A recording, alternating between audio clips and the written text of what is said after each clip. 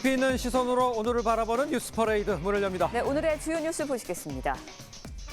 경기 버스 노조와 사측 간의 협상이 7시간 넘는 협상 끝에 타결됐습니다.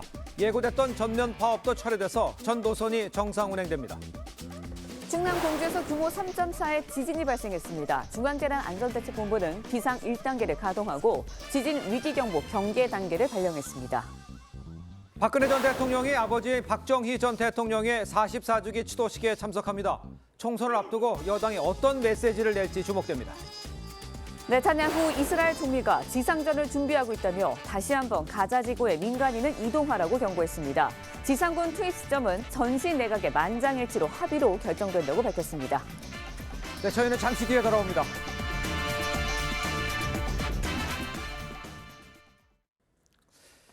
시청자 여러분 안녕하십니까? 목요일 뉴스 퍼레이드 시작합니다. 경기도 전체 버스의 89%가 소속된 노조와 사측과의 협상이 타결됐습니다. 이로써 오늘 새벽부터 예고됐던 파업은 철회됐고 서울과 경기로 오가는 버스는 정상 운행되고 있습니다. 첫 소식 황민지 기자입니다. 김동연 경기지사가 환한 얼굴로 기자회견장으로 들어섭니다. 극적 합의에 성공한 노사는 자축에 박수를 친 뒤 조정안에 사인을 합니다. 오늘 원만한 타결을 이루고 조인식을 갖도록 하겠습니다. 경기버스 노사가 파업을 불과 4시간 남짓 앞두고 극적으로 합의에 성공한 겁니다. 노사는 버스 기사 임금을 공공버스는 4%, 민영버스는 4.5% 인상하기로 했습니다. 민영제 노선 종사자에게도 준공영제 수준의 임금을 보전해주기로 했습니다. 김 지사는 일반 시내버스 준공영제 시행을 약속하면서 이견을 좁혔습니다. 27년까지 준공영제에 대한 말씀드린 바 있고 차질 없이 또 양측의 의견을 드려서 추진할 것을 다시 한번 여러분들에게 약속을 드립니다. 앞서 전체 버스 89%인 9,500여 대가 속한 경기버스 노조협의회는 사측과 임금 협상이 결렬되자 97.4% 찬성률로 파업을 가결한 뒤 최종 담판을 벌여왔습니다. 협상 타결로 노조는 오늘 새벽 4시 첫 차부터 버스를 정상 운행하고 있습니다. TV조선 황민지입니다. 어젯밤 9시 46분쯤 충남 공주시 남남서쪽 12km 지역에서 규모 3.4의 지진이 발생했습니다. 공주를 비롯해서 대전과 세종에서도 진동을 느꼈다는 신고가 370여 건 접수됐습니다. 올해 한반도와 주변 해역에서 발생한 지진 중에 5번째로 큰 규모입니다. 행정안전부는 중앙재난안전대책본부 비상 1단계를 가동하고 지진 위기경보 경계 단계를 발령했습니다. 네타냐후 이스라엘 총리가 지상군 투입이 연기됐다는 외신 보도를 일축하고 지상전이 임박했음을 공식 선언했습니다. 바이든 미국 대통령은 이스라엘에 힘을 실으면서도 전쟁법을 준수하라고 당부했습니다. 이유진 기자의 보도입니다. 대국민 연설에 나선 네타냐후 이스라엘 총리가 지상 침공을 준비하고 있다며 이스라엘 시민들을 향해 무기를 들라고 촉구했습니다. אנחנו ממטירים על החמאס אש תופת. כבר חיסלנו אלפי מחבלים, וזאת רק ההתחלה. 지상군 투입 시점은 전시 내각의 만장일치로 결정하겠다며 미국 요청으로 지상군 투입을 연기하기로 했다는 직전 외신 보도를 부인했습니다. 바이든 미국 대통령도 이스라엘이 하마스에 대응할 권리가 있다며 힘을 실었습니다. Hamas does not represent the vast majority of the Palestinian people on the Gaza Strip or anywhere else. Hamas is hiding behind Palestinian civilians. 바이든은 하마스가 통치하는 가자지구 측 사망 피해 발표가 부풀려졌을 수 있다고 의혹을 제기하면서도 이스라엘의 전쟁법을 준수하고 민간인 보호에 힘을 써야 한다고 당부했습니다. 다만 가자지구 지원을 위해 미국과 러시아가 각각 제출한 유엔 안보리 결의안은 서로 거부권을 행사하면서 부결됐습니다. TV조선 이유진입니다. 미국 하원 의장의 친트럼프 성향인 공화당 소속 마이크 존슨 의원이 선출됐습니다. 존슨 의장은 공화당 소속 의원 220명 전원의 지지를 얻어 과반 득표에 성공했습니다. 이로써 케빈 메카시 의장 해임 이후 지속된 의장 공백 사태는 22일 만에 마무리됐습니다. 일본 후쿠시마 원자력 발전소에서 다핵종 제거 설비 알프스의 배관을 청소하던 중 오염수가 분출하는 사고가 발생했다고 일본 언론들이 보도했습니다. 이번 사고로 도쿄전력 협력업체 직원 5명이 방사성 물질에 노출된 것으로 알려졌습니다. 한 명은 피폭량이 기준치를 넘었고 2명은 기준치 아래로 떨어지지 않아 치료를 받고 있습니다. 박근혜 전 대통령이 오늘 박정희 전 대통령의 44주기 추도식에 참석합니다. 사면 후 첫 공식 상경인데 총선을 앞두고 여당에 어떤 메시지를 낼지 주목됩니다. 고희동 기자입니다. 박근혜 전 대통령이 오늘 오전 11시 서울 국립현충원에서 열리는 박정희 전 대통령 44주기 추도식에 참석합니다. 이번 행사에는 여권 인사들이 대거 결집할 것으로 보이는데 국민의힘 지도부와 인요한 혁신위원장도 참석할 예정입니다. 인 혁신위원장은 2012년 박근혜 대통령 당선인 인수위원회에서 국민대통합위원회 부위원장을 맡은 인연이 있습니다. 박 전 대통령은 지난달 대구 사저를 찾은 김기현 대표에게 총선 승리를 위해 잘해달라는 부탁을 한 것으로 알려졌는데 오늘 다시 한번 총선과 관련한 메시지를 낼지에 관심이 모아지고 있습니다. 이명박 전 대통령도 어제 경기도 여주 강천보를 찾아 4대강이 정치적으로 이용돼선 안 된다는 메시지를 내놨습니다. 이진복 정무수석은 전직 대통령들의 이 같은 행보를 긍정적으로 평가하면서도 총선과는 선을 그었습니다. 국가를 위해서 하고 싶은 이야기들이 한두 개겠습니까? 전직 대통령까지 하신 분이 누구 공천 좀 해달라 이런 소리 하겠습니까? 하지만 총선이 다가오는 시점에 두 전직 대통령의 공개 활동이 활발해지는 것을 놓고 정치권은 예의주시하는 분위기입니다. 보수층 결집에 힘을 보탤 것이란 기대와 함께 공천셈법에 있어 새로운 변수가 될 수도 있다는 관측이 나오고 있습니다. TV조선 고희동입니다. 국민의힘 인요한 혁신위원장이 오늘 혁신위원들을 발표를 합니다. 인 위원장은 첫 공식 일정으로 광주 5.18 묘역을 방문해서 변화와 통합의 메시지를 강조할 것으로 보입니다. 김민기 기자입니다. 인요한 혁신위원장이 푸른 눈을 가진 자신의 얼굴을 변화의 상징에 비유했습니다. 대통령과의 거침없는 소통도 변화의 핵심으로 꼽았습니다. 제가 좀 다르잖아요. 변화를 상징합니다. 변화시킬 겁니다. 기회가 주어지면 대통령하고도 거침없는 얘기할 거니까. 인 위원장은 혁신이 첫 행보로 5.18 묘역을 참배하겠다고 했습니다. 2020년 보수정당 대표 처음으로 김종인 당시 비대위원장이 5.18 묘역을 찾아 무릎을 꿇었지만 이후에도 일부 인사들의 폄하 발언이 논란이 된 걸 염두에 둔 걸로 보입니다. 제가 5.18에도 모시고 갈 거고 출발은 그거에 맞는 것 같아요. 이준석 계이자 순천 출마를 준비 중인 천하람 위원장은 혁신이 참여를 제안받았지만 고사했습니다. 인 위원장은 혁신위원 인선을 마무리하고 명단을 발표할 예정입니다. 당 지도부는 혁신위가 출범하는 대로 인재영입위원회와 총선 기획단을 띄워 본격적인 총선 준비에 들어가겠다는 구상입니다. 투트랙으로 혁신안과 새 인물을 발표해 변화를 부각시킨다는 방침인데 인재영입위원장엔 사선의 권영세 의원과 김민전 경희대 교수가 공동위원장을 맡는 방안이 검토되는 걸로 알려졌습니다. TV조선 정민진입니다. 민주당 이재명 대표는 연일 윤석열 대통령을 정조준하면서 대여 비판 수위를 높이고 있습니다. 당내에서는 김건희 여사를 향한 공세도 거세지는 분위기입니다. 이광희 기자입니다. 윤석열 대통령을 포함한 3자 회담을 제안했던 이재명 대표가 이번엔 윤 대통령을 직접 겨냥했습니다. 윤 대통령이 말로는 민생을 챙기겠다면서 교육이 이념에 사로잡혀 있다는 말로 또다시 이념 논쟁을 일으켰다는 겁니다. 말 따로 행동 따로 이런 정부 여당의 태도는 주권자인 국민을 기만하고 우롱하는 처사입니다. 해외 순방 다니시며 사고치는 윤키호테가 되지 마시고 민생과 대화부터 나서시길 바랍니다. 보궐선거 참패 이후 여당이 수습에 나서면서 대여 공세 강화로 전국의 주도권을 가져오겠다는 의도로 풀이됩니다.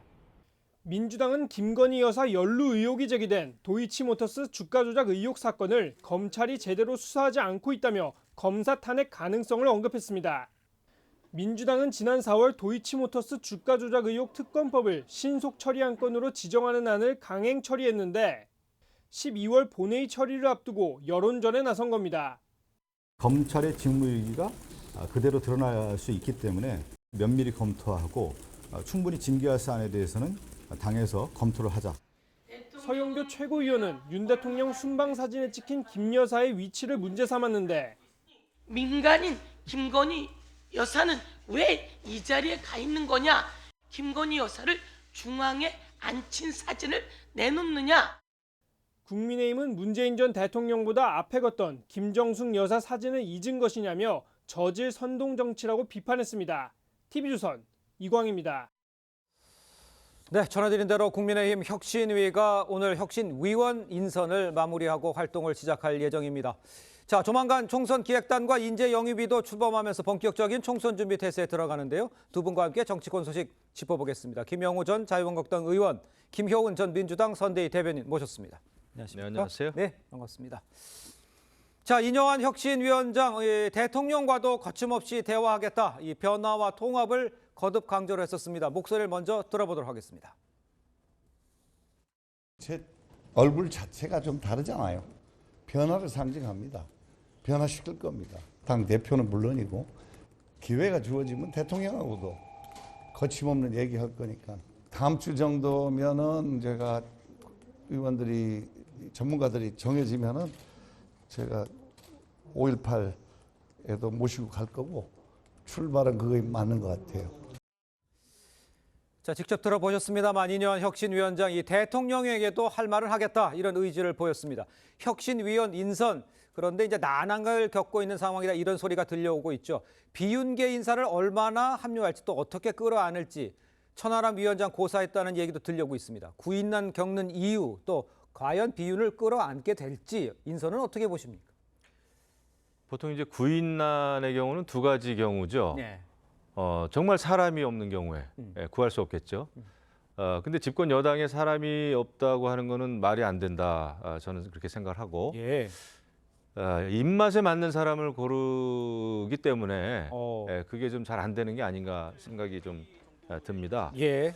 지금 이제 그 혁신위원장이 얘기했듯이 변화를 위해서는 뭐 모든 걸 바꿔야 된다라고 하는 그 절박한 상황 아닙니까? 그렇죠. 그런 상황이라면은 예. 지금 이제 이런 저런 조건, 그러니까 까다롭게 조건을 내세우기보다는 정말 들어와서 당 지도부와 당과 또 용산에 대해서도 예. 굉장히 불편한 얘기를 할 수 있는 사람까지도 포함해야 될 겁니다. 예. 그래야 변화를 할 수 있겠죠. 저도 과거에 그 혁신위원을 해봤는데 보통은 이제 당에서는 이러이러한 사람이 있습니다라고 참고하십시오. 기초 자료 이렇게 드리죠. 네네. 그런데 이제 그 안에서만 찾다 보면은 이 사람은 뭐 분란만 일으킬 사람, 이 사람은 쓴소리만 하는 사람, 이 사람은 아이디어는 많지만 실천이 없는 사람. 뭐 이런저런 이유를 다 들어가지고 이제 다 안 되는 경우 제끼게 되거든요. 예. 그러면은 남는 사람이 별로 없어요. 근데 지금 국민의힘은 굉장히 최악의 상황 아닙니까? 그렇죠. 내년 총선을 위해서라면은 이제 쓴 약을 찾아야 된다. 어떤 단 것만 찾지 말고 그런 각오로 임하지 않으면 이게 과연 당이 바뀌는 건가? 그렇게 체감을 못할 거예요. 일반 유권자들이 말이죠. 예. 그래서 쓴 약이 좋다 이런 생각이 좀 드네요. 근데 원칙적으로 이제 그런 이야기를 할 수 있는데 과연 그런 비윤을 품을 수 있느냐? 몇 명 정도 누가 뭐 이런 거에 대해서는 좀 얘기가 나오는 게 있습니까? 뭐 구체적으로 나오지는 않습니다만은 예. 비윤이고 친윤이고 지금 뭐 가릴 때가 없다. 아니죠. 예.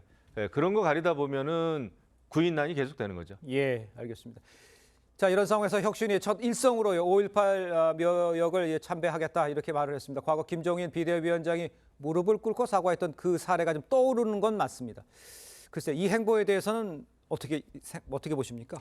그러니까 이제 이뇨한 위원장이 아까도 굉장히 자신감 있는 걸 보여주면서 그러니까 세 가지 이제 키워드를 제시한 거죠. 예. 통합, 변화, 희생 이렇게 얘기를 했습니다. 그래서 이제 보통 그 국민의힘 쪽 정당들이 통합이나 뭔가 변화를 얘기할 때 이제 주로 호남, 네네. 왜냐하면 영남을 기반으로 주로 하는 정당이기 때문에 이제 호남을 가고요. 이제 5.18을 방문하는 이제 그런 모습들을 보여줬습니다. 예. 이제 김종인 위원장이 대선 전에 호남에 가서 뭐 무릎을 꿇고 사죄를 함으로 인해서 상당히 그때 국민의힘이 또 회생할 수 있는 그런 그 계기를 제공한 건 맞습니다. 네. 그런데 이제 똑같은 모습을 이번에 이뇨한 위원장과 혁신위원들이 보여줄 때 그러면 그때의 어떤 사람들의 마음의 움직임이 지금 또한 함께 할 수 있는지는 이게 너무 이제 되풀이 되는 약간 보여주기식이 될 수도 있겠다. 그런 우려가 좀 되고요. 예. 국민을 통합한다, 변화한다 이런 거는 외부적으로 보여주는 형태가 아니라 실제 내용의 변화를 보여줘야 되는 것입니다. 그러면 지금 이렇게 민생이 엉망이 됐고 국민들을 이렇게 갈라치기를 해서 정말 우리 사회가 양극화되는 이 상황에서 정말 국민 통합이라는 것이 어떤 특정 지역을 방문하거나 특정 대상과의 대화를 통한 이런 식의 방식이 아니라 정말 근본적으로 문제를 해결하는 그런 정책적인 대안이나 이런 모습들을 보여주는 것이 앞으로 국민의힘의 혁신위가 통합의 의지가 있다 이런 것을 보여줄 수 있을 것 같습니다. 알겠습니다. 일단 5.18 묘역에 가는 것에 대해서는 신선하지 않다 이렇게 이야기를 하시는 것 같습니다. 일단요 이뇨한 위원장 비윤을 품는 것도 인선에 피는 것도 중요하겠습니다만 당내 낙동강 하류 세력은 뒷전에 서야 한다 이렇게 말을 했어요. 그러니까 영남 물갈이 이거를 시사한 거라고 볼 수가 있겠습니다. 영남 중진들의 반발도 있는 것으로 예상이 돼요. 이게 현실적으로 가능합니까? 어떻게 보십니까? 그러니까 이제 이뇨한 위원장의 그런 어떤 그 혁신, 네. 이제 물갈이가 되겠죠. 또 이제 사람의 차원에서 보자면 예. 내년 총선 생각할 때, 근데 예. 이제 그 시기를 잘 택해서 발언을 하는 게 굉장히 중요합니다. 그러니까 이제 물갈이 내지는 이제 불출마 선언, 불출마 또 종용, 예. 불출마 설득 이런 게 그 시기적으로 잘 맞아 떨어져야 돼요. 지금 이제 총선은 뭐 5, 6개월 남았습니다만은 예. 또 공천까지도 한 석 달 정도 여유가 있거든요. 네. 근데 이제 지금부터 이제 물갈이 얘기를 처음부터 하면은 굉장히 그 혁신이 되기가 어렵죠. 예, 지금은 이제 원칙적인 거, 그다음에 당정 관계, 그다음에 최근 있었던 어떤 여러 가지 당내 인사 문제라든지 이런 거를 짚어주는 게 좀 더 설득력이 있지 않을까 싶어요. 네. 막연하게 낙동강 하류 물갈이 론을 얘기하면은 처음부터 좀 불필요한 분란만 생기지 않을까 싶습니다. 예. 그런 걸 하더라도 원칙을 세우고 기준을 마련해가지고 전격적으로, 그러니까 혁신과 변화는 전격적으로 하지 않으면 분란만 일어나는 거죠. 그런 면에서 이제 그 주변에 계신 분들도 잘 조언을 했으면 좋겠고, 예. 그거 굉장히 지혜롭게 해야 됩니다. 네. 그래서 지금 이제 인재영입위원회도 또 만든다 그러고, 그러니까요. 뭐 총선 기획단 얘기도 나오는데 그런 것도 굉장히 어떤 그 서로가 서로에게 월권이 되지 않도록 기능이 겹쳐가지고 불화가 되지 않도록 그 플랜을 짜야 됩니다. 그렇죠. 그런 이제 전략을 세우는 게 먼저다 이런 생각을 합니다. 알겠습니다. 전략이고 또 예민한 부분이다라는 지적을 해주셨습니다만 방금 언급해 주셨습니다만 국민의힘 혁신위와 별개로요 총선 기획단 또 인재 영입이 곧 출범시킵니다. 일단 인재 영입위원장에는 이제 사선의 권영세 의원 또 김민전 경희대 교수가 공동위원장이 된다 이렇게 이야기가 이제 검토가 되고 있다 이런 이야기가 나오고 있습니다. 글쎄 방금 언급해 주신 대로 혁신위 그다음에 이제 인재영입위원 다시 다음 주부터 추진되는 이른바 총선 틀 여기하고 조율하기가 쉽지 않을 것 같아 보인다는 지적도 많은데 어떻게 보십니까? 그러니까 지금 이제 총선 6개월도 안 남았기 때문에 예. 지금 이제 국민의힘은 이 혁신위부터 시작해서 바로 총선 체제로 돌입하겠다. 예. 뭐 이런 뜻을 갖고 있는 것 같습니다. 그렇죠. 그래서 이제 혁신위가 과연 이제 목표와 방향을 어떻게 잡느냐, 어느 범위까지 혁신위에서 결정을 할 것인가, 당의 총선과 관련된 정말 공천 룰을 포함을 해서 국민의힘이 앞으로 어떤 정책적 이념과 방향성을 가지고 나아가야지 하는 것까지 예. 포괄적으로 할 수 있는 그런 이제 혁신위를 지향을 한다면 선거 때는 사실 뭐 총선이나 대선 기획단이나 인재 영입위는 좀 또 각각의 역할이 명확한 부분이 있습니다. 예. 기획단은 이제 실무적인 부분을 많이 그러니까요. 챙길 것이고요. 이제 인재영입위원회는 외부의 인재를 영입하는 건데 이게 기능이 다를 것처럼 보이지만 사실은 총선을 승리하기 위한 거기 때문에 그러면 인재를 영입한다 그러면 이 인재가 내년에 총선에서 어떤 역할을 할 거를 기대하고 영입을 하는데 그럼 이 사람들이 영입만 하고 혁신이나 총선 기획단과 별개로 움직인다면 예. 여기에서 또 불협화음이 있기 때문에 그러니까요. 이게 혁신이가 큰 그림을 그리고 그 안에 총선 기획단과 비서실장과 인재 영입위가 유기적으로 활동하는 그랬을 때 이제 성공을 할 텐데요. 저는 지금 정당에서 뭔가 위기만 있을 때마다 뭐 네. 혁신이나 비대위를 내세워서 위기를 돌파하려는 이런 전략이 네. 저는 과거처럼은 효과를 보기 어렵다. 왜 당내의 문제, 특히 당에서 어떤 문제가 있고 어떻게 해결해야 되는지를 너무나 잘 알고 있는 상황에서 예. 지나치게 외부에 의존하는 이런 방식이 과연 문제 해결에 큰 도움이 될 것인가, 그리고 국민들한테 큰 감동을 줄 것인가, 그런 거에 대한 근본적인 문제 제기를 좀 하고 싶습니다. 알겠습니다. 일단 뭐 총선 체제로 이제 전환이 되는 분위기에서 과연 어떻게 조화롭게 이루어갈 수 있을지 요걸 한번 저희가 지켜보도록 하고요. 요 문제도 한번 좀 진단을 해주십시오. 이준석 그 전 대표가 이제 친당 창당 얘기를 또 한 번 이제 언급을 한 것 같아요. 근데 이게 실질적으로 가능한 상황이라고 생각을 하시는지, 어느 정도 이게 익어가는 상황인지는 어떻게 보십니까, 상황을? 저는 신당 창당 가능성은 그렇게 높게 보지는 않아요, 사실. 그렇습니까? 사실 그 당도 지금 답답한 상황입니다만은 예. 이준석 전 대표도 굉장히 시간에 쫓기고 있다 이런 생각이 좀 들어요. 네. 근데 이제 이준석 전 대표나 유승민 전 의원 같은 경우도 만약에 신당을, 그러니까 탈당을 해서 신당을 창당하게 되면은 예. 또 내년 총선, 그다음에 또 이제 대선이 다가오는데 예. 그 배신자 프레임에 또 갇혀질 배신자 프레임으로 인해서 엄청나게 보수 쪽에서 비판할 예. 가능성이 큽니다. 이제 그런 위험성을 또 모르지 않기 때문에 예. 굉장히 나름대로는 이제 신중할 거다 생각을 해요. 예. 근데 이제 만에 하나 신당이 창당되면은 네. 지금 이제 그 준연동형 비례정당을 이제 생각을 할 텐데, 네네. 그런 아무튼 어쨌거나 정당이 만들어지면은 국민의힘에는 특히 수도권에는 상당히 좋지 않죠. 예. 그래서 당에서도 이 문제를 이제 잘 풀어가야 된다 생각을 좀 하고요. 예. 혁신위원회에서도 이런 문제를 논의하지 않겠나. 어떤 포용과 이런 측면에서 말이죠. 네네. 그 굉장히 아주 민감한 문제죠. 예. 그 박근혜 대통령이 이제 상경을 하게 되면 글쎄요, 기대하는 게 좀 있을 것 같아요. 국민의힘에서는 보수 대통합에 대한 뭐 메시지 이런 걸 또 기대할 수가 있을 것 같은데, 그런 메시지가 박 대통령으로부터 나올 수 있을까요? 박 전 대통령으로부터? 아마 전직 대통령으로서는 지금 지난번에도 한번 이제 언급이 있었죠. 네. 국민 통합이나 아니면 그 윤석열 대통령, 예. 윤석열 정부가 잘 되기 위해서 잘 화합해주면 좋겠다. 아마 이런 정도의 얘기를 하지 않을까 싶어요. 예. 내년 총선이라든지 민감한 문제는 아마 얘기를 안 할 겁니다. 아마 그걸 하게 되면은 굉장히 논란이 되고 득이 되지 않겠죠. 사실 어제 이명박 전 대통령께서도 예. 그 남한강 네. 쪽에 가서 이제 모임이 있었습니다만은 정치적인 발언은 정말 일체 없거든요. 예. 그리고 제가 또 어떻게 기회가 돼서 바로 옆자리에 이제 버스를 타고 갔는데 그런 얘기 절대 안 했습니다. 그리고 오히려 누가 이제 정치적인 발언을 하는 거를 오히려 이제 자제시키거나 이랬죠. 그래서 예. 저는 그게 맞는 방향이다 생각을 하고 우리나라가 나아가야 될 바에 대해서 전직 대통령이라면 응당 그런 어떤 큰 틀에서의 발언이 중요하지. 예, 그리고 뭐 국가적인 논쟁이 되는 이슈를 자꾸 제기하는 것은 좋지는 않다 생각을 합니다. 알겠습니다. 자, 다음 소식도 좀 짚어보겠습니다. 민주당 이재명 대표 앞서 이 당무에 복귀를 하며 이 내부 통합 의지를 밝혔었죠. 그런데 비명계에서는 믿을 수 없다, 이런 반응이 계속 나오고 있습니다. 이상민 의원 이야기를 먼저 들어보도록 하겠습니다. 어중간하게 왈가왈부하지 맙시다 뭐 이렇게 했는데 뭐 그걸 냉면 그대로 받아들일 사람은 별로 없어요. 냄비 속에 개구리처럼 서서히 해서 하겠다, 제거하겠다, 이런 걸 뭐 상대는 못 읽나요? 불의에 대해서는 그냥 맞싸워야죠. 예. 옳지 않은 거에 대해서. 예.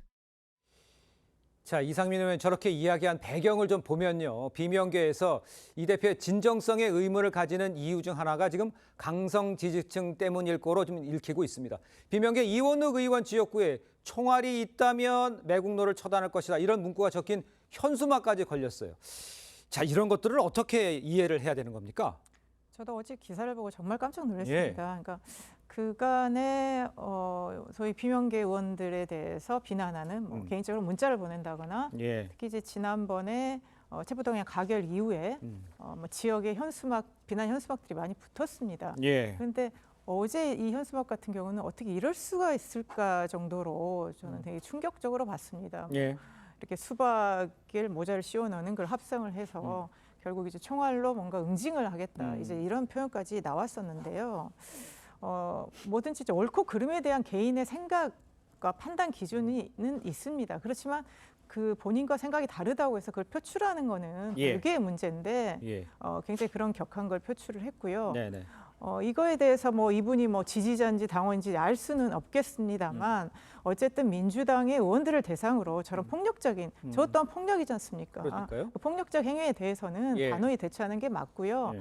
저는 민주당 지도부도 작년부터 계속 극성, 강성 팬덤에 대한 이런 부작용, 우려들에 대해서 많이 나오고 있습니다. 이거는 이제 지도부들이 명확하게 얘기해 주는 게 맞고요. 저는 우리 국민들도 상식적으로 좀 이런 목소리들 좀 내주는 게 바람직하다고 보여집니다. 의원님께서 보시기엔 저건 그냥 강성 지층의 일탈로 봐야 됩니까? 아니면 뒤에 크게 뭐가 있다고 봐야 되는 겁니까? 저거는 문제의 그 본질과 핵심은 이재명 당대표입니다. 이런 문제를 완화시키거나 해소할 수 있는 유일의 그 키를 잡은 그 정치인은 이재명 당대표예요. 지금 사실 이재명 당대표는 거의 뭐 제왕적 야당 총재라고 할 수 있을 정도의 막강한 지금 힘을 가지고 있지 않습니까? 그렇기 때문에 이런 일들에 대해서는 이거 옳지 않다. 라는 얘기를 아주 구체적으로 명확하게 정확하게 얘기를 해야 되는 건데 별로 얘기가 없습니다. 그냥 비명계 의원들에 대해서는 뭐 왈가왈부하지 말자라는 상당히 이제 추상적이고 막연한 얘기만 지금 했단 말이에요. 근데 진짜 당의 단합이라든지 화합을 진정으로 원한다면은 이런 그 비문명적인 말이죠. 이런 행동은 하지 말아야 된다. 우리 당을 위해서, 정치 발전을 위해서. 근데 그런 얘기를 왜 안 할까요? 알겠습니다. 그게 저는 좀 궁금하죠. 자, 이것뿐만이 아닙니다. 이제 비명계 현역 의원 지역구에 원외 친명 인사들의 도전장을 내는 이른바 이제 자객 출마, 이게 이제 가셔야되는 것이고 이미 어느 곳 이렇게 많이 나와 있는 것도 있어요. 그런데 일부에서는요. 이미 이재명 대표가 이 특보 자리를 이렇게 주니까 그거 가지고 이제 행사한다 이런 얘기도 많이 있지 않습니까? 그러면 과연 이게 통합을 가는 방향이다 이렇게 말할 수 있는 건지 이건 어떻게 보세요? 뭐 민주정당에서 정정당당하게 뭐 경쟁하는 거는 뭐 자연스러운 상황인 거죠. 그리고 뭐 현역 국회의원 자리에 뭐 도전자가 도전하는 것도 자연스러운 행위인데 도전하는 그 명분이나 과정이 내가 이래서 국회의원이 되기 위해서 나왔다. 이런 적극적으로 본인의 장점을 부각하기보다는 내가 마치 이 사람을 떨어뜨리기 위해서 나왔다. 이런 식으로 보여지는 것이 과연 도전자들한테 어떤 도움이 될까 그런 생각이 좀 듭니다. 왜냐하면 본인이 어차피 경쟁력을 갖춰서 뭐 당내 경선을 통과하든 어떤 식의 또 내부의 경쟁을 해야 되는데 저런 방식이 크게 도움이 될까 이런 생각도 들고요. 그리고 뭐 당 입장에서는 뭐 또 이런 사람들에 대해서 뭐 당직을 줄 수는 있겠습니다만 그 당직 그 타이틀 하나가 뭐 지역에서의 어떤 경쟁력이나 공천을 100% 보장하는 것이 아니기 때문에 저는 도전자는 정정당당하게 현역 의원들을 이길 수 있는 경쟁력으로 승부하면 좋겠습니다. 알겠습니다. 자, 두 분 말씀은 여기까지 듣겠습니다. 고맙습니다. 감사합니다. 네, 고위험 성범죄자의 주거지를 제한하는 일명 제시카법이 오늘 입법 예고됩니다. 그런데 후속 과제들이 적지가 않습니다. 거주 시설을 어디에 둘지 또 아무리 범죄자라도 이동의 자유를 지나치게 제한하는 건 아닌지 논란이 일고 있습니다. 배상윤 기자입니다. 법무부가 오늘 고위험 성범죄자 거주지 제한법을 입법 예고합니다. 만 13세 미만 아동 성폭행범이나 3차례 이상 성폭력 범죄를 저질러 징역 10년 선고를 받은 전과자가 대상입니다. 선고받은 내역들을 분석해 보면 입이 쩍 벌어지는 나쁜 놈들입니다. 이런 사람들 사회에 젊어서 나오면 안 된다고 생각합니다. 그런데 야당에선 절차상 문제를 지적하는 목소리가 나왔습니다. 박용진 의원은 당정 협의도 없이 법무부 장관이 마이크 잡고 폼 잡고 이야기했다고 주장했습니다. 이에 법무부는 여당의 해당 법안을 설명했다고 재반박했습니다. 이른바 한국형 제시카법이 국회 문턱을 넘더라도 위헌 논란 또한 넘어야 합니다.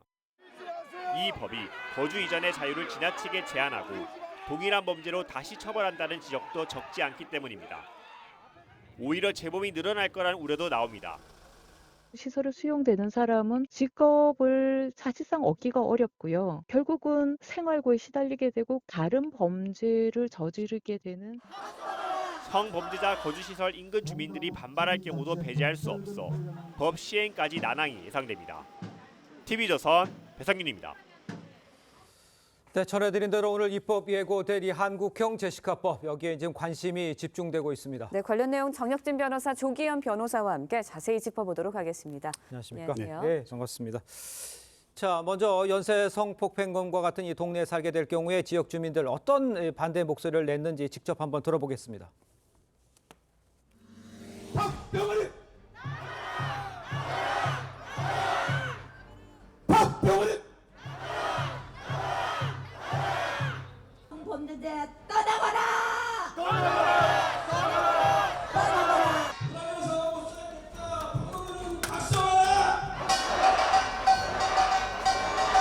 연쇄 성폭행범 절대 주민으로 인정할 수 없다.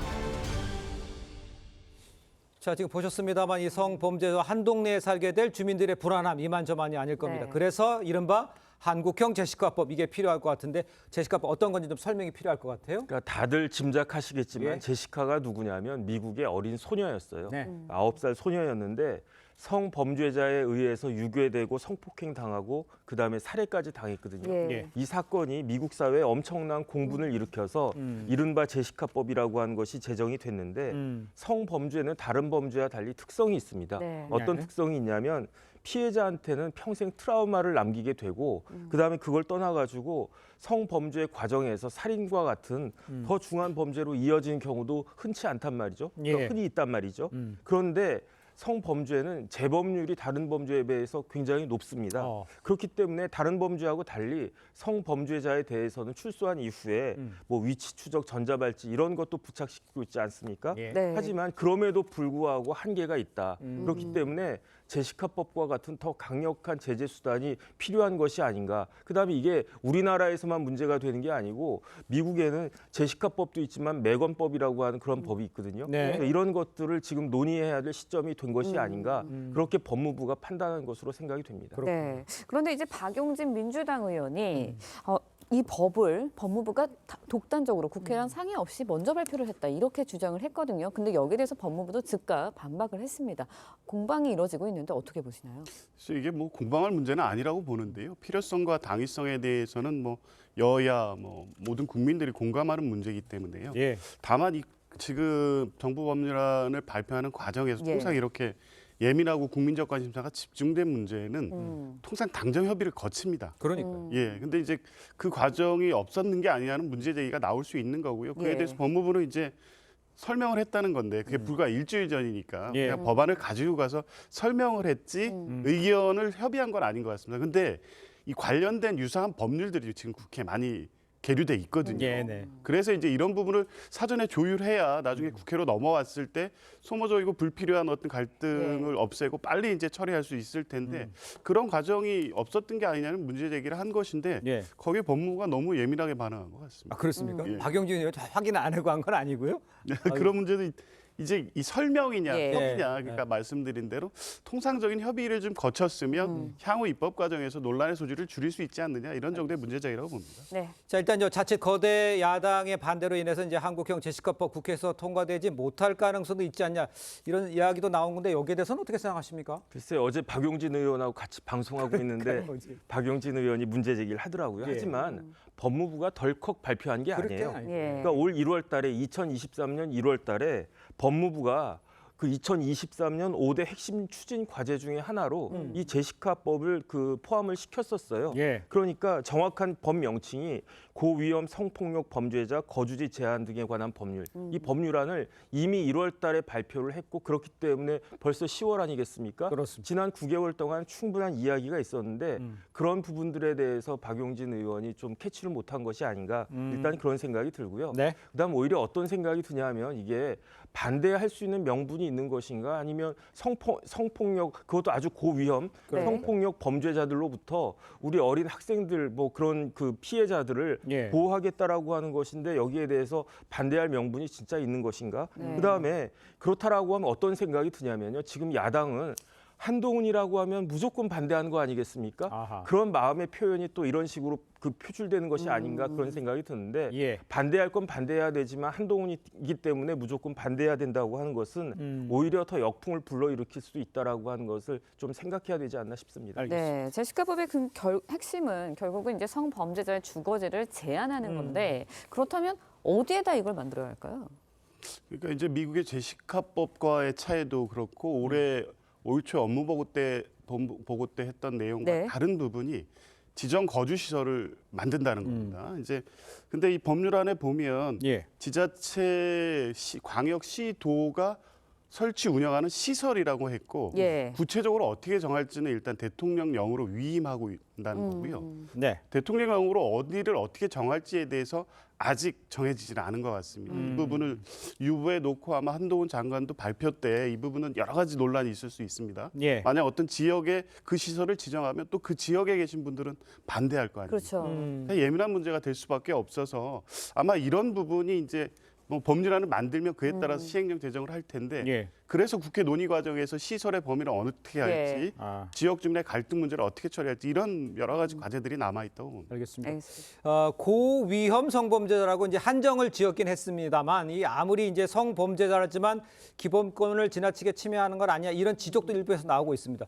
위헌 논란 이야기도 나오고 있는데 여기에는 어떤 의견을 갖고 계세요? 일단 우리나라 헌법 14조에 거주 이전의 자유를 들고 있거든요. 예. 이것에 대해서 문제가 있는 것이 아닌가 이런 비판이 있는데 예. 제 개인적인 생각으로는 14조보다 13조가 더 문제가 될 겁니다. 그건 뭔가요? 13조는 형벌 불소급 원칙하고 일사부재리의 원칙. 한 번 처벌을 계속한다 같은 행위로 인해 가지고 그거는 안 된다 이런 그 규정이 헌법 13조인데 이게 제가 봤을 때 이론적으로 더 문제가 될 수 있지 않을까 하는 생각이 드는데 그런데 우리나라 헌법은요 37조의 2에 제2항에 기본권도 제한될 수 있다라고 하는 근거 규정이 있어요. 다시 말해서 기본권도 국가안전보장, 질서유지 그리고 공공복리를 위해서 필요하다라고 하면 제한될 수 있다.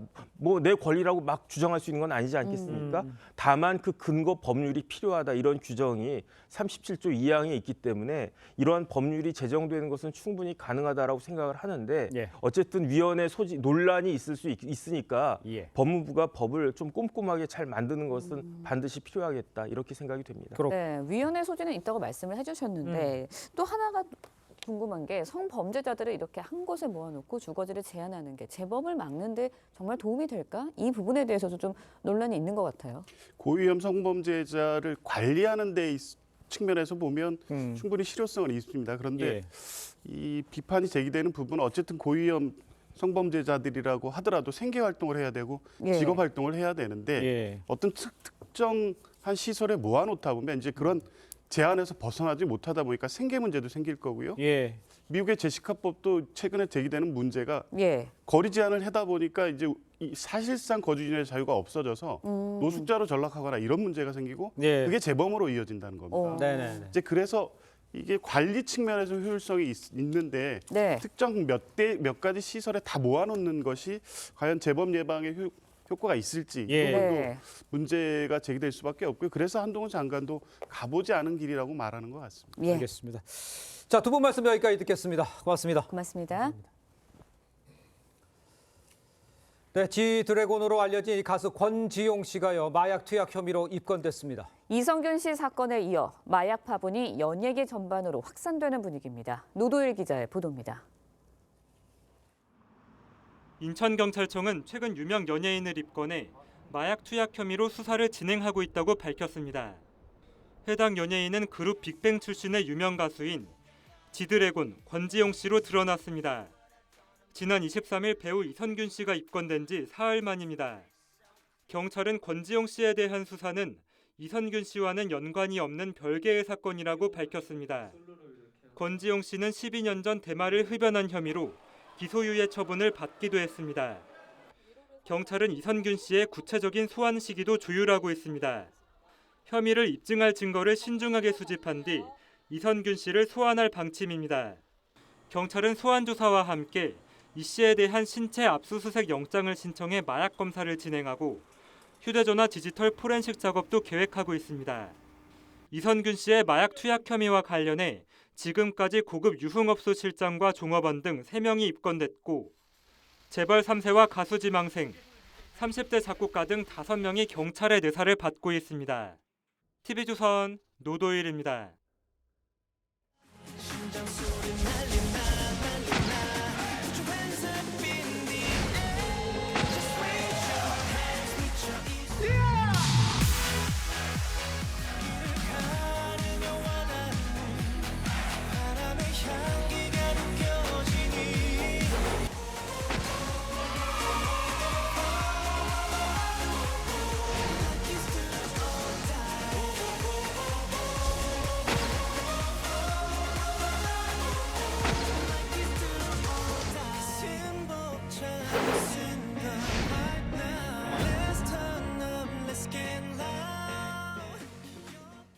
자, 지금 보신 것처럼 가는 곳마다 이 화제를 뿌리는 가수 임영웅 씨 내일부터 전국 투어 콘서트를 시작한다고 합니다. 네, 관련 내용 최보윤 조선일보 기자와 함께 자세한 이야기 나눠보도록 하겠습니다. 네, 안녕하세요. 안녕하십니까?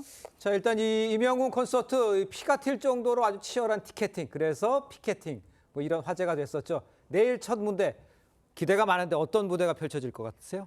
뭐 명불허전 무대가 될 것 그렇습니까? 같은데요. 임영웅 예. 씨가 지금 굉장히 다양한 장르에 네. 도전을 하고 맞아요. 있잖아요. 예. 이번에 또 EDM 장르까지 도전을 해서 임영웅의 정말 아까 처음 제목이 있듯이 출구 없는 매력이라고 했는데 네. 정말 그의 끝은 어디인가, 그 한계가 과연 어디인가를 보여주는 무대일 것 같고 네. 그 한번 공개됐듯이 360도 무대를 이제 선보인다고 하잖아요. 네. 사실 360도 무대가 굉장히 구현하기가 어렵습니다. 그렇군요. 보통은 일방적으로 그렇죠. 보여서 상대적으로 그냥 그 객석과 마주보는 형태를 하는데 네. 360도를 하면 객석 전체를 둘러보면서 그것을 앞뒤 좌우 정면을 전체를 봐야 예. 되기 때문에 가수 자체한테도 굉장히 동선도 어렵고 시청자들한테 관객들한테는 굉장히 좋은 공연이라고 할 수 있는데요. 그만큼 임영웅 씨가 무대 장악력이 대단하기 때문에 360도 공연도 충분히 소화해낼 수 있을 거라고 생각합니다. 네, 임영웅 씨 이제 콘서트 앞두고 다이어트에 돌입했다고 하는데요. 영상 보고 이야기 이어가겠습니다. 제가 이제 조만간 또 활동을 시작하기도 하고 콘서트 준비도 해야 되고 여러 가지 준비를 하기 위해서 다이어트를 결심을 했는데 아침 저녁으로 운동을 하고 다 같이 이제 식단 조절을 하면서 한 열흘 정도 합숙 운동을 해보자. 다이어트를 위해 개운하네.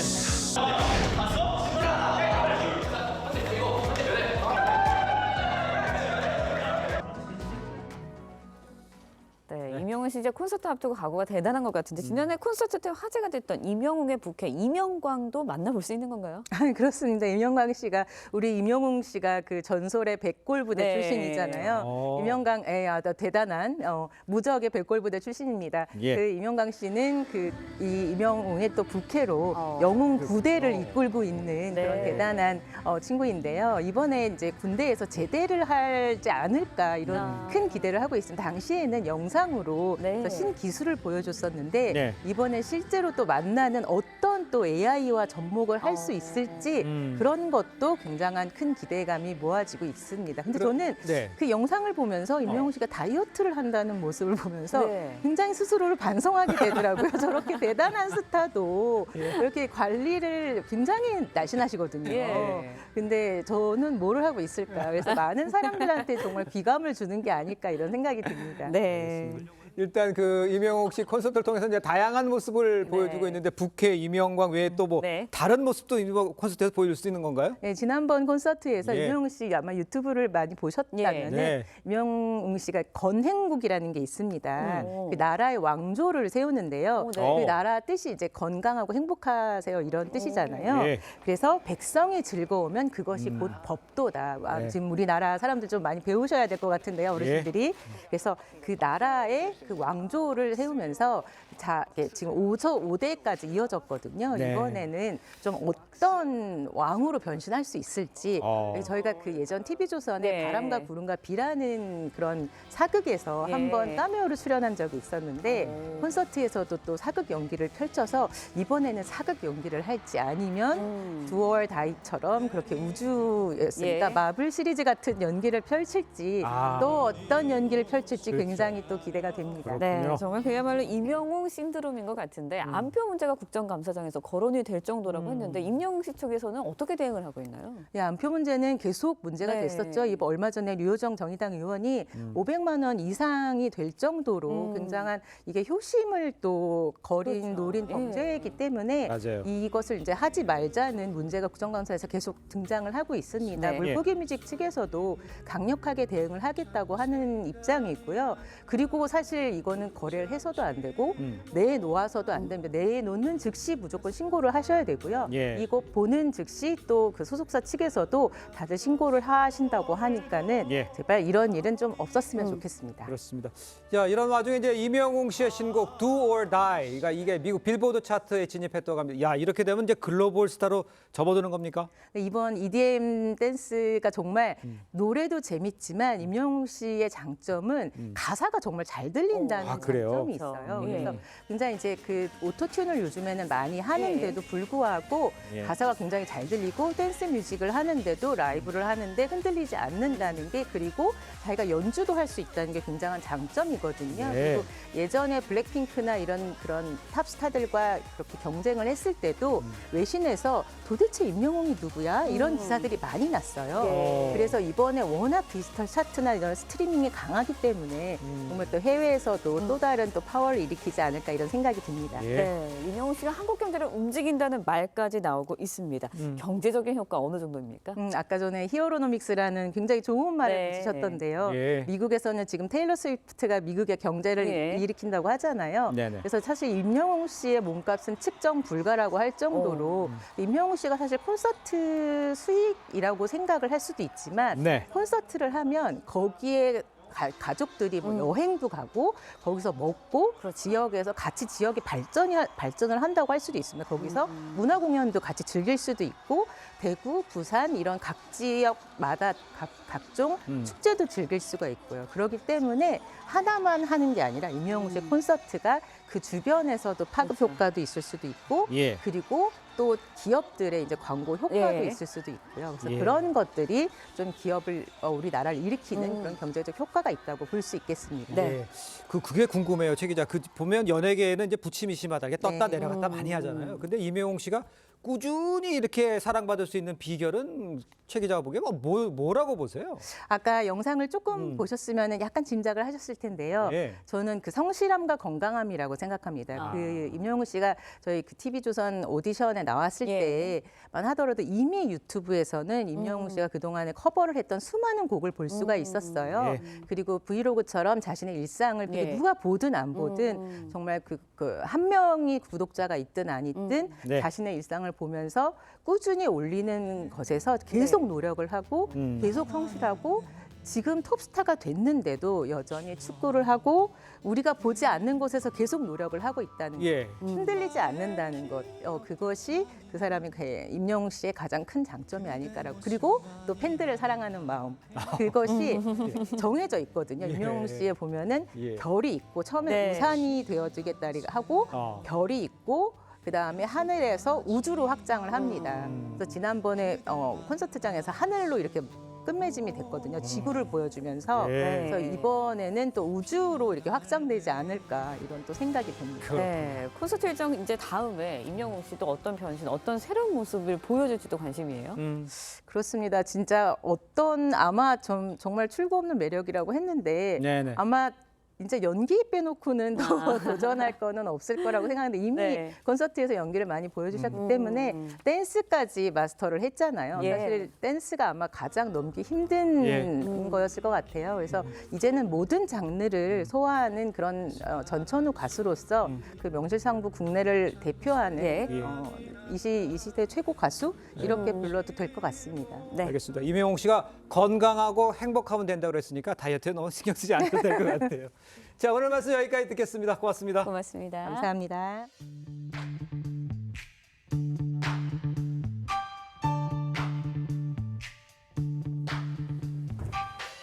네. 렌즈에 담긴 그 순간 그 의미를 짚어보는 시간이죠. 사진 기자가 선택한 아침의 한 장입니다. 오늘은 조선일보 사진부 고운호 기자와 함께합니다. 안녕하세요. 안녕하십니까. 오늘 아침에 볼 사진 어떤 건가요? 네, 오늘 볼 사진은 군산 공구기지 한미 지휘관이 서로의 가슴에 부대 패치를 붙여주는 장면입니다. 공군과 주한미군이 한미동맹 70주년을 맞아 군산기지 내부를 전면 공개했습니다. 군산기지는 한미 전투기가 같이 배치된 유일한 연합기지인데요. 현장의 사진들 함께 보시죠. 제프리 디 슐먼 미 제8 전투비행단 부단장이 오충원 제38 전투비행전대장 가슴에 부대 패치를 붙여주며 친근감을 표합니다. 군산기지는 양국 전투기가 나란히 활주로에 오르며 연합방위 태세 임무를 수행하는 유일한 기지입니다. 한미연합 최초로 최대 무장한 F-16 전투기 60여 대가 엘리펀트 워크 훈련을 실시한 부대인데요. 한미 탑건들은 교본에 없는 진짜 비행 노하우를 공유하며 힘에 의한 평화를 구현합니다. 관제탑에선 한미 공군이 연합해 임무 수행하고 양측 공군 군사경찰이 공동으로 기지를 순찰하는 등 한미 장병들이 동고동락하고 있습니다. 네, 한미동맹의 축소판이 따로 없는데요. 군산기지가 한국 방공식별구역 정중앙에 위치한 전략적 요충지라고요. 네, 중러 전폭기가 침범했다는 상황을 가정해 예고 없이 전투기 경납고 비상경보음이 울리자 대원들이 즉시 뛰쳐나왔습니다. 24시간 비상대기 중인 조종사들은 8분 안에 이륙해 즉각 대응할 수 있다고 합니다. 최근 제주도 남방 카디즈에 중러 폭격기들이 무단 진입하자 우리 공군이 출격해 쫓아냈습니다. 이날 강재호 대위와 김태호 대위는 적이 도발하면 가장 빠르게 출격해 즉시 강력히 끝까지 응징하겠다는 각오를 밝혔습니다. 네, 보이지 않는 곳에서 묵묵히 임무를 수행하는 장병들 덕분에 평화가 지켜지는 것 같습니다. 지금까지 아침의 한정이었습니다. 오늘 오후부터 중부와 호남 지방에 가을비가 내리겠습니다. 예상되는 비의 양은 중부지방과 전북에 5에서 40mm, 그 밖의 지역은 5mm 안팎이 예상됩니다.